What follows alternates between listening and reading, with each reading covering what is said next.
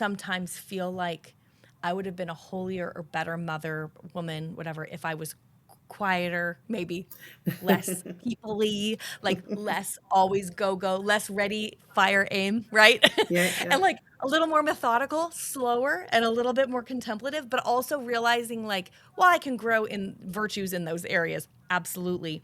God made us all with like our unique personalities, and like Mm. maybe there's some joy to be found in just leaning into that a little bit.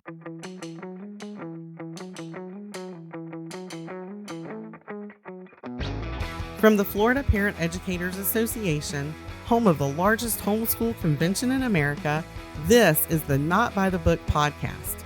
I'm your host, FPEA Chairman Suzanne Nunn, and together we will hear from guests who share their journey to who and where they are today. Each one of them at some point left the expected path, ripped the page out of the book that says you have to do it like this, and made their own way.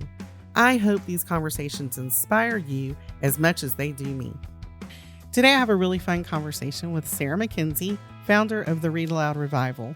Sarah shares about her own love of books and reading as a young child and how she wanted to pass that on to her kids. We also talk about the amazing benefits of read-alouds with your family and even share thoughts on how to manage your days when you might feel a little overwhelmed as a mom. I think you'll really enjoy this conversation. Let's listen now. What was it like to be Sarah as a little girl? Oh, this is such a fun question. You know, that's funny. I was just telling some friends not too long ago that I remembered kind of out of the blue, like when a memory just comes up and you're like, oh, I completely forgot that. Right. I remember going to the movie theater with my family. And what we were seeing there was The Lion King. And I got home. And like before we'd even gotten home, I needed something to write with, and I started writing about how the Lion King was like or different from the gospel story. Like this is what was happening in my little brain. I must have been like 10, I guess. I don't know. I should probably look up and see when that movie came out to see if that's accurate. And then I got home and I lined up all my dolls and my stuffed animals in my room, and I preached the gospel to all my stuffed animals. I was probably, I guess the way I remember my childhood anyway was full of joy and stories. I was an avid reader. I didn't read Yeah. like great books because I just read whatever was in my school's or classroom's library, you know, like whatever was in the. So I read tons of series, but I loved reading and people. I was always there's 4 of us kids growing up, and I was Okay. always the one that like if we were at a restaurant and mom or dad needed us to go get napkins, it was me they were going to go send to get napkins because everybody else was too nervous to talk to strangers, that kind of thing. So Outgoing. That's yeah. great. That's great. I love that. I was an avid reader at that age too. I mean, it was just like it was a world away. You Mm, know, I loved yeah. where we lived and playing outside and doing all the things, but there was something about like just kind of escaping into a book that was amazing to me. Yeah. So what other types of things, how did you spend your days? I guess I would say like during your elementary years and even middle school. Like how did you spend your days? I would say like lots of make believe. I would play, you know, dolls, or even like when I'd play Hot Wheels with my brother, he would play them very differently than I would, right? Like I would be Right. making the Hot Wheels get married, and then they'd have a I family, love then they'd it. move. This is how I played with them. Um, some of my favorite childhood memories are the long, very boring summers where you have nothing to do, and so you Mm, make up all the things to do. yes. And one of my neighbor friends and my favorite thing to do is to create a radio show. So we would Oh. use like these old tapes and cassette tapes, right? Mm-hmm. And record ourselves hosting radio shows, which now in the future as a podcast host, that's pretty delightful. I'm like, hey, little Sarah would have been so delighted by that. I That's went to public amazing. school Yeah. and I loved school. I played a lot with my siblings, and we were very active in whatever church we were going to at the time. We were very active in it, and youth groups and things like that. So, yeah. That's a lot of fun. A lot of good memories too, and just like using your imagination. What did it lead to when you were thinking more about high school and like things that maybe you would want to do, dreams about, what do you want to be when you grow up? Yeah. Thoughts. It's funny because I was so social that I started doing sports just because that's how I figured out that I could spend more time with my friends, was doing Mm-hmm, sports. And I was terrible at every mm-hmm. single sport that I ever tried. And I did not enjoy the sport at all, whether it was cross country or basketball or track. I did all of those things and I was terrible at all of them. Um, and then in high school, I discovered theater. Mm. And then I was like, "Oh, here we go. This is like storytelling brought to life, and you got to see your friends."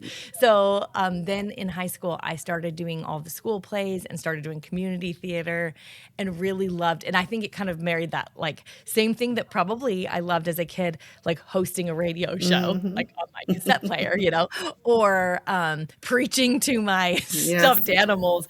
It was like it kind of brought all those things together. So that's fun. I love that. That's I love amazing. I love how like watching my own kids too. You can see the things that they love when they're, 9, 10, 11, Mm-hmm. and like I wonder which ones of these are still going to be um like Their passions. Yeah. mhm, yeah. Yeah, my second daughter right now is about to graduate from Savannah College of Art and Design Mm. um, with a specific illustration degree in sequential arts, like graphic novels and comics and like sequential Yeah. storytelling. And it's so interesting because she is the kid who would draw very elaborate princesses on her math page, who's always doodling, who's always making art. And I didn't do this on purpose, and I didn't do this with most anything else. But I did for some reason when she was 2, she drew a face and she put the eyes and the nose and the mouth in the right places. Yeah. And I knew just enough to know about child development to go like, wow, that's not really a typical 2-year-old like thing they can draw. And so I kept it, Mm. which feels like this great mother moment, like, wow, how insightful that you kept her first drawing. No, it was not insightful at all. I think I was just like, wow, that's crazy. And I kept it. I didn't keep a lot of other mementos that would have been useful. But it is fun now when she's 22 for her to be sort of like launching her own artistic career and going like, Mm. I have my very first drawing from when I was 2 years old. And I do think God gives us these little hints of like who we were meant to be in our childhood. So I love looking for that in my kids too and just kind of getting curious like, and hopefully Yeah. that one stubborn streak in that kid is going to be used for good Right. someday. It'll be a good plot twist, right? Yeah. Um, so yeah, I think that it's fun. Now I'm curious, do you still delve into any theater, or was that something that once you got done with high school, you kind of passed away and Yeah, it kind of got sidelined for a long time, but more recently, in the last 5 years or so, I've been teaching. I teach the drama program at our homeschool co-op, and okay, so I am directing all these Shakespeare plays. And this semester, we're doing Wizard of Oz, so I'm involved in it on that level, which is right? fun because then I can incorporate my kids into it. I have not been in a play myself since high school, but I'm now at the point in life where I don't have like little babies and toddlers anymore. So I'm like, could I do that? Hmm. Could I go do a community play? That would be so It would fun. be so So much fun. I think it's in my future at some point just for fun, but I haven't figured out how to make it happen yet. That's fantastic. I love it. What was your favorite role that you played? Oh, that's such a fun question. I think Liesel in The Sound of Oh, Music, probably. that's a fun Yeah, one. yeah, it was That's a so good fun. one. So that is just like, so interesting because I could have totally figured that would be a part of who you were in your Mm, past just because of seeing you speak. I think again, it's like you say, even if you don't use all of the things that you did in your, growing up years, I think all of it kind of builds this person, that you yeah. become and just the engagement and being able to connect with an audience and connect with people and Mm. things that you learn right from all of that. So what were your thoughts about college after school, or like what your next step was going to be um with that? Well, when I graduated from high school, I remember wanting to get a degree in theater, but that didn't seem very practical. I went to the community college in the town where I grew up, and started work. I kind of pivoted a little bit. I started with just like the general ed sort of direction, thinking I would then transfer to university. And then I got really interested in early childhood education. And so then I kind of pivoted and started taking a ton of early childhood classes. And then I got married and had babies. And so my life was early childhood. Everything's early childhood. Yes. And then I ended up finishing a 2-year degree, but then really most of my education after that has been like, I heard the word autodidact recently that I was like, gosh, what does that mean? And when I found out it means like self-taught, Yeah. I thought, wow, this is like homeschooling lingo right here. The Yeah. idea that like now we just go figure out in the world we live in, with all of its hardships and foibles and entrapments and things like that, it does have we have this amazing opportunity to be able to get out and get the information or learning that we want. And so that's been a delight for me as a homeschooling mom too, to be able to like realize that education is something that you like go get for yourself, you know? I love that. So yeah. So you got married, had children. Yep. What part of homeschooling mom, like how did that come into play in your life? Homeschooling and Yeah. This is fun because I didn't know anyone who homeschooled. I came from a family of educators too. So this idea of homeschooling wasn't like I saw a bunch of people at our church homeschooling or anything like that, but I was reading. This is the story of everything. I feel like is that like I stumbled across a couple of those original homeschooling books, books on home education at the library. Blogs were just becoming a thing way back in the day. Way back when. And I started like reading about other families homeschooling, and also my oldest was coming up into about kindergarten age, and I didn't want to send her to school. I was like, she's just gotten really interesting and fun. Like the baby and toddler years were. Yes, it's like they were hard. I really did struggle a lot with those baby and toddler years, just feeling like it's probably goes back to like a personality thing too, where, baby and toddler years, you spend a lot of time at home, not missing naps, all of those things. And I wanted to go out and do things. And so once Audrey was coming into school age, I had learned enough about homeschooling just through reading and what I'd found online that I was like, I would really like to try this. But it did feel like a big experiment. And I will say, like, I always think it's so helpful for us to like surround ourselves with other people who are doing something similar to us so we feel less alone. And I feel like that's especially true with homeschooling because it is such one of those like things that you do at home, and you kind of start to like your universe can get really small, and you kind of start to like lose a little bit of perspective on like what's a big deal, what's not a big deal, and just like what resources do we have available to us, and there's so many now. So anyway, I was really blessed to be able to find other homeschoolers in my area and realize that they were not all as weird as I feared they might be. And yeah, I understand that so completely. My introduction to homeschooling was not all that. And so when I figured out it was not, it was not all that, I was really happy. Yes. Yeah.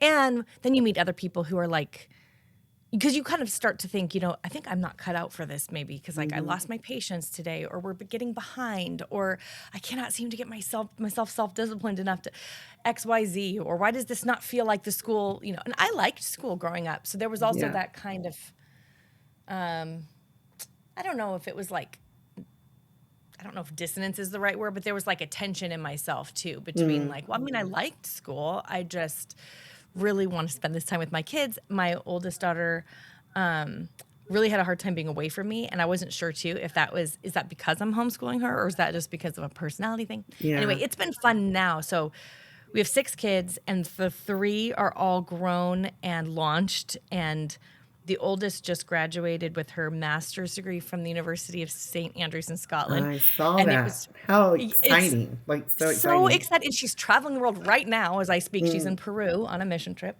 She's just this world traveler. And if I had known that 5-year-old Audrey, who could barely be, like very far from my Right. side, and I was just worried, of course, the whole time through homeschooling her, like, are we doing enough? Are we academic enough? We look pretty relaxed over here. Is this going to work? And then we started, I had the three littles came real quick. And so then those years were real rough homeschooling years, Yeah.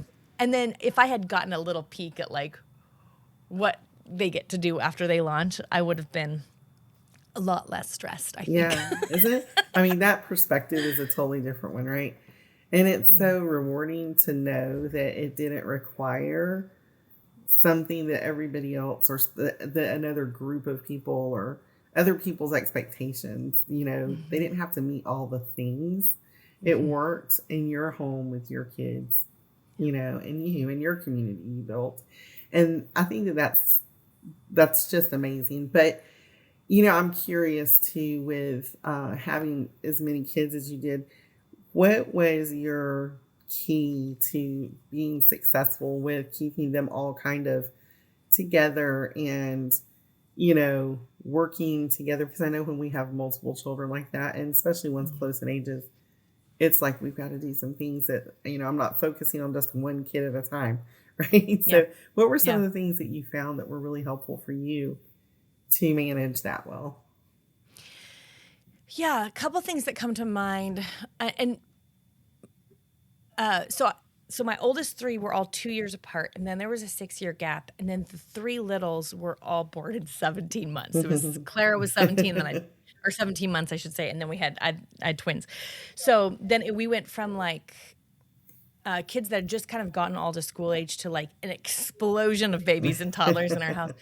And one of the keys during those years of when there were so many like little ones and big ones was I would try to figure out, okay, what is the one thing that each of my big kids needs from me for like one-on-one time? Like I can't do all of their school with them. My kids were older kids were actually all of my kids were late readers. And so it's not like I could just like give them a workbook or something when they were in first grade. That would never have worked for them. They couldn't read. So what I would do is go like, okay, what is the thing I'm most worried about with this child? What do they need most? And usually it was something like a phonics lesson.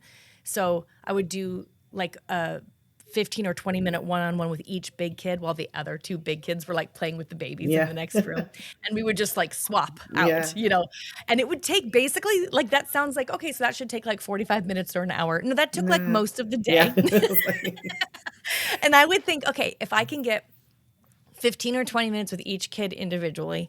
And then also when the babies nap, we could do audiobooks or a read aloud. And then they have some things they can do on their own. That was, it was doing less. And I remember hearing from so many like more experienced homeschool moms, like you can do less and you're trying to do too much. And that wasn't super helpful to me because I would think, okay, but so what am I not doing? Am I just not doing math? Am I just not teaching my kids how to read? Like what are we not eating? Like what of these things what do we give up? Yeah, but I think in hindsight, I can look back and say, like, when you're in it, it does feel like you've got to hit all of the things every single day, like on a day level.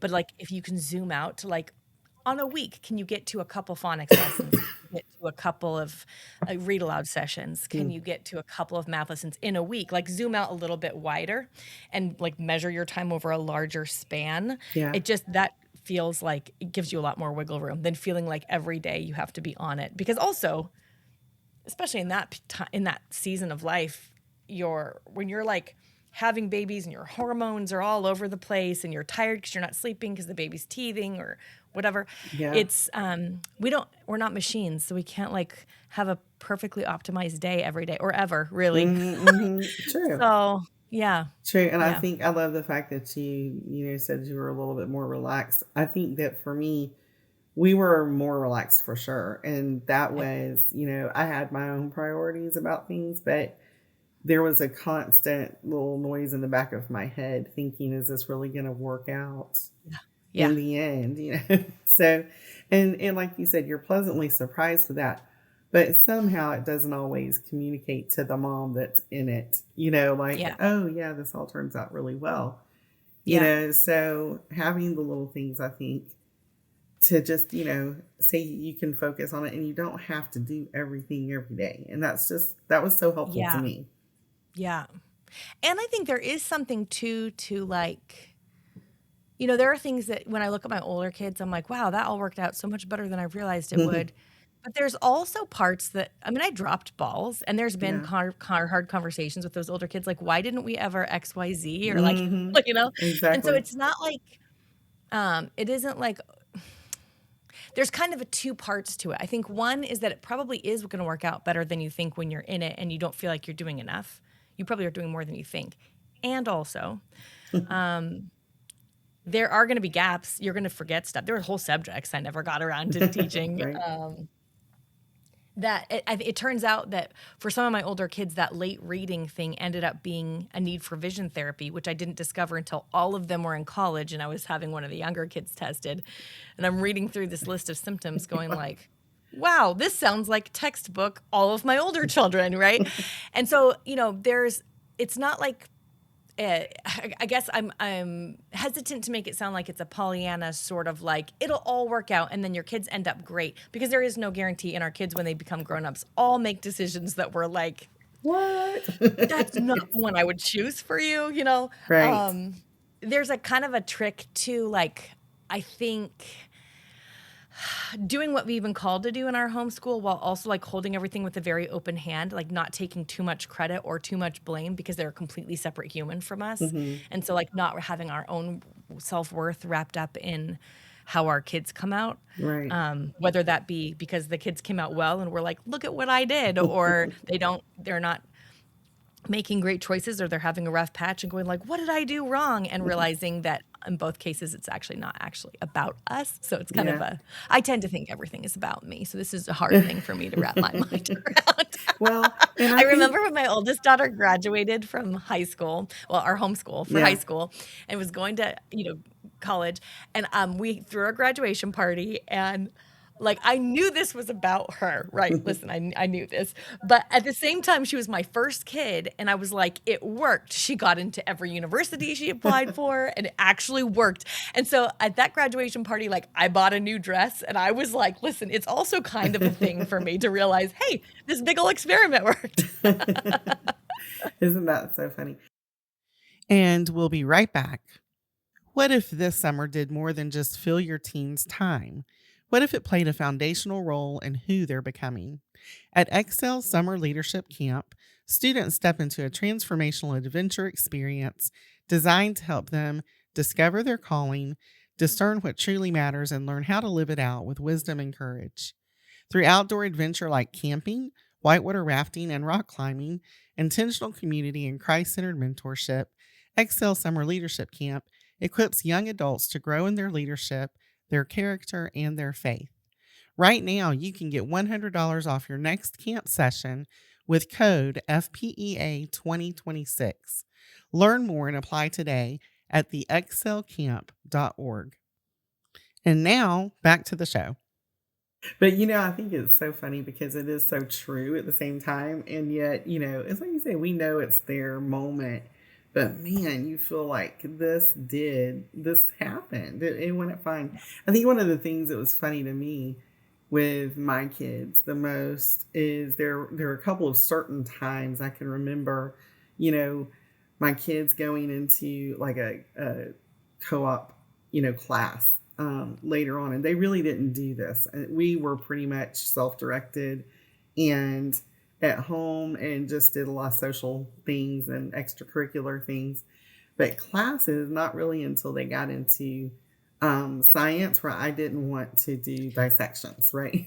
It's like, Definitely I no. was like, that is Hard not pass. for me. Not for me.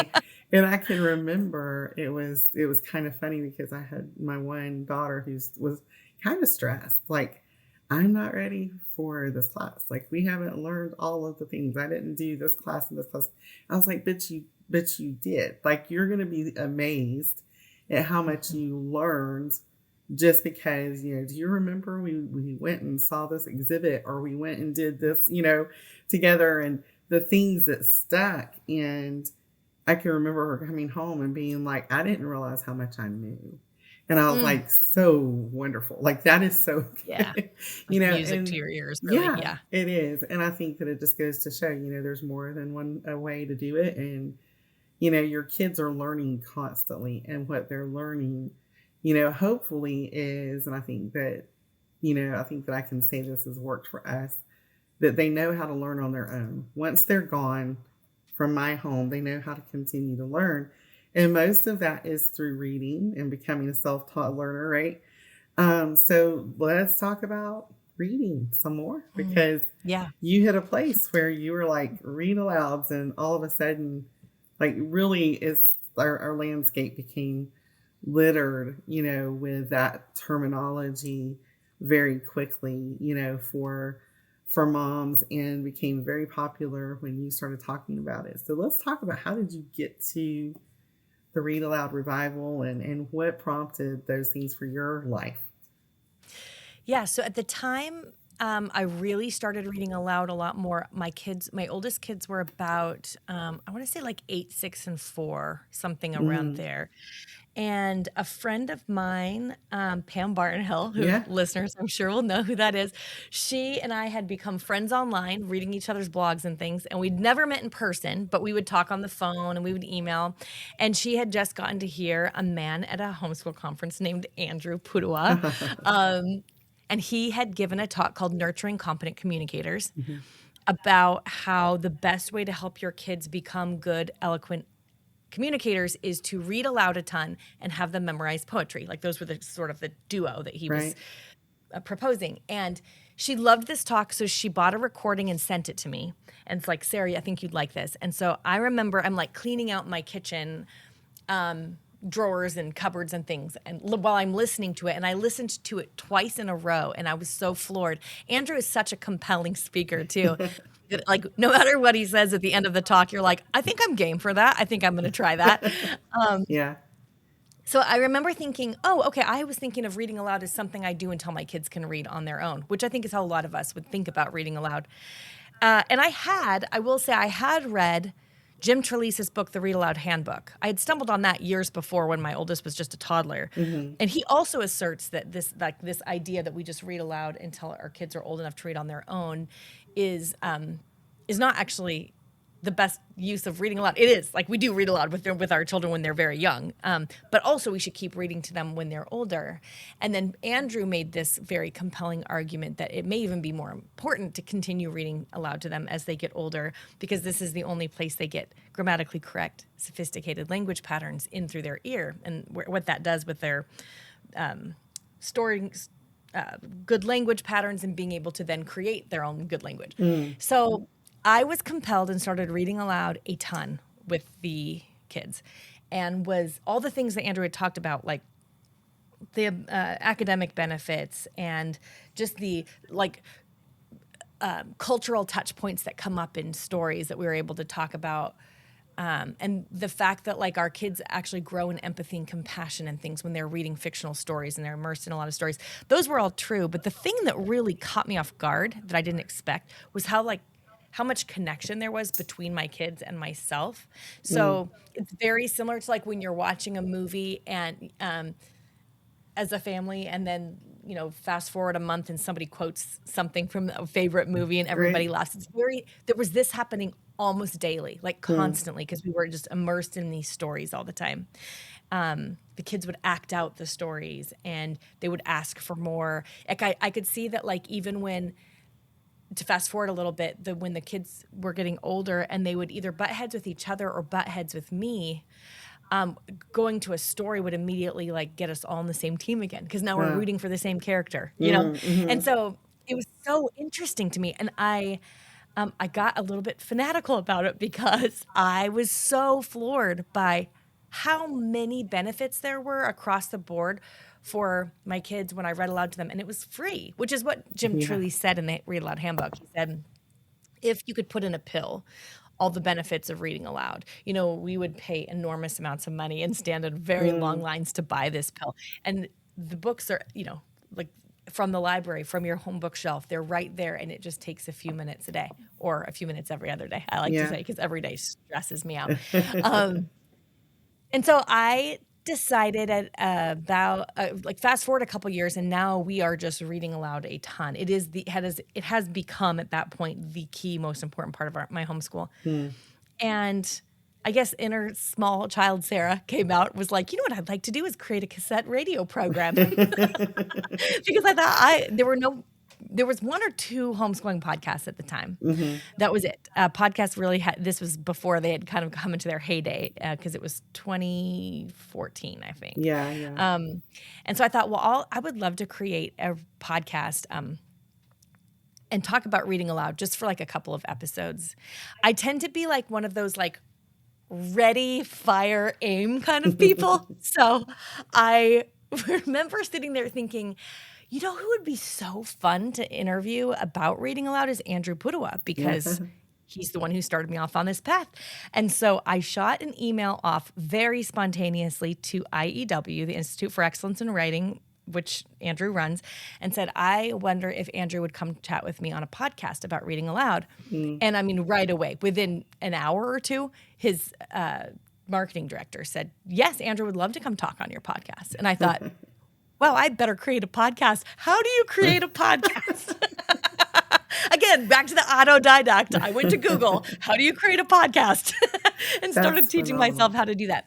So then I had that conversation with Andrew and others, and just started realizing, like, well, first of all, the audience for it grew so quickly. And I think the reason why is because the same thing that compelled me when I started reading aloud more, which is like, you're doing this thing that's free and doesn't take very much time. And it has such a profound impact in so many different ways on our relationships with our kids, which is the thing that matters to us most, right. And so I think because that impact is so stunning and so simple, we all get really excited about it. And because homeschooling moms in particular have such a desire to give our kids like preparation for what they need after they leave home, and also warm connections. And because we don't really know, like I can just look at my oldest 3 kids who are all launched, and they're doing very different things, right? I've got one in art school, one's in Peru, in the slums of Peru right now on a mission trip. Another one keeps starting and selling and starting new businesses. It's like they're all doing, so how do we prepare our kids for when we don't know what they're going to need and when they're all so different? And one of the things that reading aloud does is it gives our kids the chance to like practice walking in the shoes of all these people just over and over and over again. And we can do it in our homes and have these conversations in a way that also connects them and gives them these grammatically correct, sophisticated language patterns. And then it just sort of blows all of our minds, which I think is then why Read-Aloud Revival has ended up taking off the way it has. I think it's just because we get very excited about like, wow, this is doing all the things I really want for my kids. And it's so simple. And, and sparking the imagination and helping them to truly see anything out there is possible. Like, the world is wide open for me, right? I think that that's one of the great things. What has been like your most exciting moments in building that community and in building Read-Aloud Revival? Oh, I don't know if anyone's asked me that before. Let me think. There are a few different moments I can think of that feel like special on their own tier. One is the first time I got to go to a homeschool conference and meet, online, that we'd have like, depending on what era we're talking about, there's like the comment chat in the blog posts or on YouTube videos or reviews on your podcast, but like it's all digital and faceless basically. And then I would go to a homeschool. I started going to homeschool conferences and probably, I don't know, I'm gonna guess it was something like 2016. And meeting the people that I was interacting with online face to face. And that was a game changer for me personally, because I could see them and hear their stories of how reading aloud had impacted their lives. And it just like broadened. That felt to me like, oh my goodness, this is really something. We're onto something. Like our community is onto something. Yeah. There's been a few other times. I remember the first time I was able to interview Kate DiCamillo, who's the author of Because of Winn-Dixie and The Miraculous Journey of Edward Tulane, and like 5 Newbery Award winners. Yeah. And just being able to like talk to some of these authors who I so admired, that's been really and real, I don't know, it like it makes the world smaller and bigger all at the same Yeah. time, you know? Yeah. So that's been really delightful. And then more recently, in 2021, so over the last decade, we've been at Read-Aloud Revival. I've built this team that we recommend books and create book lists and recommendations and resources for families who also want to read aloud with their kids and connect with their kids through read-alouds. And through that time, I think we've discovered like what kind of books these families are looking for, and they're the same kind of books that I'm looking for too. And so in 2021, I created Waxwing Books, which is a sister company basically to Read-Aloud Revival, where we're making those books. And we're making picture books and middle grade novels. That has been a much steeper learning curve. It also, the autodidacticism, I don't know if that's a word, has come into play for sure. But that learning curve has been much, much steeper. And just learning, how do we do this? Actually, if we wanted to make books, the kind of books that we want to be on our children's and grandchildren's and great-grandchildren's shelves, like the kind of lasting books that we're looking for when we're recommending books at Read-Aloud Revival, how do we make those? That's been a fun problem to play with, and we've released 7 books. Yeah, so that's been really fun. And the most fun part of that has been, aside from connecting with readers, which the people part is always going to be my favorite. But aside from that is the fact that we are on our team, we were just talking about how every single one of the 7 books we've released so far has either won awards, usually multiple awards, and or gotten starred reviews from major trade journals. And it feels like we know, like we think we love our books, but then to like that kind of like affirmation, I guess. It's out there. So I think that was one of the things that when I was first drawn into homeschool education, because it was before I was a public and private school teacher. And as much as I had read in all of my years, a lot of it was, like you said, scholastic bookstore books or just whatever was in the library, right? And it wasn't Babysitter's Club all the way. Yeah. My entire childhood. All the things. And a million Nancy Drews. That's like, it was there. Yes. But it was, it wasn't as much of a rich landscape of reading as I wanted for my kids to have. And also at the same time, the, markets being like inundated with things that are not even good, right? It's just, the books aren't great. They're not good. And you're not going to hear about them years down the road. Right. Yes. So being involved with some of the people that I am in the homeschooling community, but who are also authors, it's been one of the like happiest things for me is to see people like you and, S.D. Smith and Andrew Peterson and others just, writing and creating things that are worthy of, being on our grandchildren's bookshelves, right? It's just really, it's amazing to see that because there is still currently so much kind of garbage being pumped out all the time.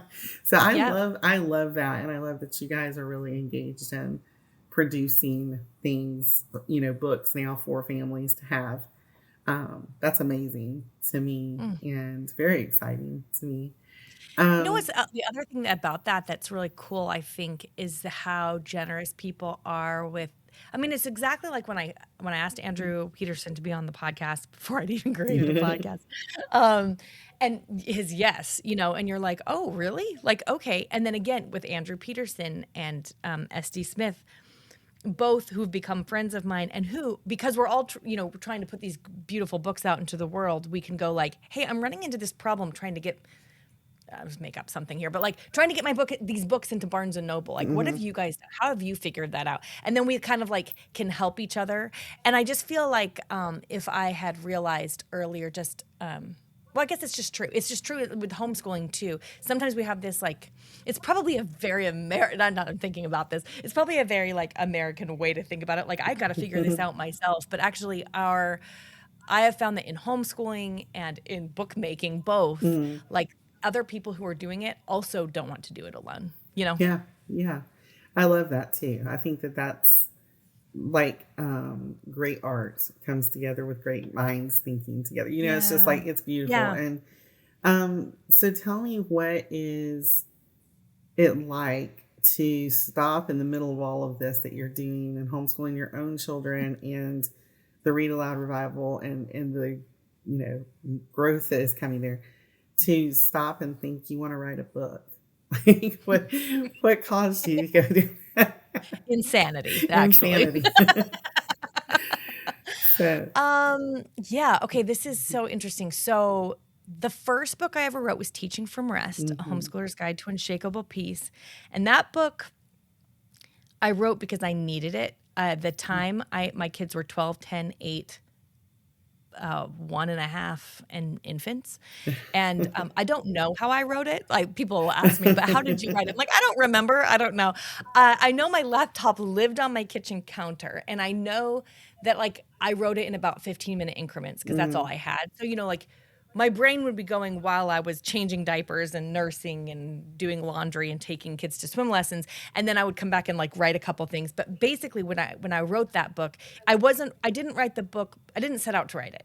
I set out to answer the question for myself that I had heard Andrew Kern from the Cersei Institute. I don't remember who was interviewing him. It might have been Mary Jo Tate. I don't know. It was a conference interview, kind of like similar to this, but it was like at a homeschool conference. right. And she had said, "What is one thing you wish you could tell a homeschooling mom? If you could only tell her one thing." And he said, "Teach from a state of rest." Now I'm listening to this on my headphones while I'm cleaning out my 6-year-old's bedroom. And I remember thinking like, this dude has no idea what he's talking about. There is no rest to be found here, you know? But something like stuck with me, and I was like, wait, we were promised a peace that transcends all understanding. And I don't have that. I don't have it in my homeschool. I don't have it in my motherhood. What would it look like? What does that mean? What am I missing? And so I wrote that book as a way for me to think through like, how could that be possible for me? And so mostly I was writing for myself. I was putting pieces of it on a blog, and then it kind of all came together as a book. I sold it as an ebook first, and then Classical Academic Press reached out to me and said, we'd like to publish this. So that was the beginning of it. So it's not necessary. I mean, as a kid, I did have dreams about being an author. But when I wrote that book, I wasn't actually doing it in a way that was like, I'm going to write this book, and then I'm going to send it and try to get it published. That's not quite how it worked. That is, however, how it worked with Read-Aloud Family. And at that point, that book came out in 2018, I think. I had launched the podcast, and now I was like really understanding the power of read-alouds on my family and then the families in the community of people who are listening to the podcast. And so I think I don't know. I remember writing that book being very difficult because I would have to get up really, really early or stay up really, really late. To do it around the in it homeschooling season I was in with all 6. Now my youngest 3 are 14, 12, and 12. And so for me to take time away to like write feels much, much easier than it ever has before, Like finally. Yes. Yeah. Yeah. But interestingly, I don't know if I do more of it than I did back then, because it's kind of funny how when you're constrained for time, but you really feel led to do something, like you can figure out how to make it happen. I'm not sure I write more now, even though I have more time. It's just less stressful and I'm less tired. Exactly. And then at Waxwing, I started writing picture books, and that is actually probably the oldest dream of mine, was to write children's books. But I had tried it when my oldest were toddlers, and I still have some of those early drafts. They're truly terrible. But I think that maybe just comes from like, you're spending so much time reading these books with kids, and then you just love them, and you start to notice like what the parts that you love about them. And so I don't know. So tell us, give us some titles of the children's books. Yeah, so the very first picture book I wrote was called A Little More Beautiful, The Story of a Garden. That one's illustrated by Breezy Brookshire, who herself was homeschooled, actually, so that's a fun connection. And the start of that one is actually really fun because I had met the author of The Penderwicks, Jeannie Birdsall, I in my love work that. at Read-Aloud Revival. Yeah. And then I ended up going to where she was. I was taking a trip to the Boston area. So I reached out to her and was like, you don't want to get together, do you? Because again, I'm like a people person where I'm like, who wants to hang out, right? And she said yes, and we met for breakfast, and we hit it off. And so we had breakfast, and then she said, "Do you want to walk to my house? We can walk to my house from here." Well, do I want to? Yes, of course I do. So my two oldest daughters were with me, and we all walked. And as we were walking through the town, and this is Northampton, Massachusetts, we walked by this government building, and she says, like, "Do you see that garden on the side of it? I planted that." But I didn't get permission because the city wouldn't give me permission because they have liability or something. So I just planted it when no one was looking. And I love I that. just like Like my I, mind just, like it's like I want to go do that now. yeah, exactly. I remember one of the lines in that book when I wrote it ended up being like, under the cover of darkness, she planted that garden. And we ended up striking that line because it sounded very sneaky. And that's not really what I was going for with that character. But basically the picture book idea came from that walk where I was like imagining this woman, this older, seemingly like quiet woman who's probably very invisible to the world because women of that age tend to be pretty invisible to the world. And yet she's doing so much to make the world more beautiful. And in that book, one little girl notices her. And so when that woman goes away, because she goes to a nursing home, the little girl is like, takes up her work and then also goes, wait, there's something I'm here to do, something that I've got to do here. Not just take up the work of someone who came before me, but I have my own contribution to make. And so Very cool. that's where that one came. And then While Everyone is Sleeping is a nighttime picture book that about a little shrew who goes out and dances with the insects in the garden in the middle of the night to the moonflowers who bloom at night. And my I'm not supposed to have favorites, but I do. My favorite picture book I've done yet is called Dear Duck, Please Come. And this one is about a duck who gets a letter from his friend Rabbit in the mail that says, "Dear Duck, I lost my tooth. Please come." And Duck doesn't have teeth, so he doesn't know what this means. But he does know that a good friend helps, like they help solve their friend's problems. So Duck spends the entirety of the book looking for Rabbit's lost tooth and kind of recruiting friends along the way, like the turtle and the badger from the meadow as he's looking, and finally ends up going to Rabbit's house and being a little surprised by what happens there. That book came out of one of my kids had said one day, "Mom, I lost my tooth." And I was feeling, I don't know, probably sleep deprived and cheeky. And it was like, "You lost your tooth, you better find it." And then I kind of stopped and was like, that's kind of funny. And so that picture book came from there. I love that. Yeah. I love to hear the stories behind the stories, So, what are you like? What are you working on now that you're like super excited about, like want to share with the world, while you're still not very busy with kids, right? Yeah. Yeah. Let's see. Two big things come to mind. So Read-Aloud Revival, we have created a program called RAR Premium, and this is a subscription program where families can get all the resources to help them make connections with their kids through books. So we've got book lists and family book clubs and things. But what has become a special and surprising joy there is something we call Christmas School. And I think I started it in 2020. I think that sounds like it might have been right, where I just thought, you know what, we do homeschooling the same almost all year long. And especially for Christian homeschooling families, it feels like Christmas is this opportunity to, I don't know, do school better than we could otherwise, And so we created a program where around Christmas usually we've centered around 3 books, 2 to 4 books. It kind of depends on how it's laid out. But that we read aloud, and then the whole, what families do is they put their normal curriculum on pause, and December just looks different for them. And Christmas School is this opportunity to do that. And this year, we're working with a publisher actually on exclusive Read-Aloud Revival editions of books for Christmas school. So I'm very excited about that. That has ended up being the most popular part of Read-Aloud Revival. So I think a lot of families also enjoy that That's, Christmassy, like, yeah, that's really cool. yeah, Very cool. yeah. And then Um, at Waxwing, that's the publishing company. We are still, I mean, it's still a little baby company. It's just a couple years old, and we're learning as we go. But we have a new middle grade novel coming out this year. It comes out in October, called Dear Mr. Cronkite. I didn't write it, so now most of our books are being written and illustrated by authors and illustrators that we hire, mhm. and we published we're publishing Dear Mr. Cronkite this fall, and it is actually, this is a fun connection for you. Actually, the author lives there in the Orlando area in Oh, Florida, cool. Yeah.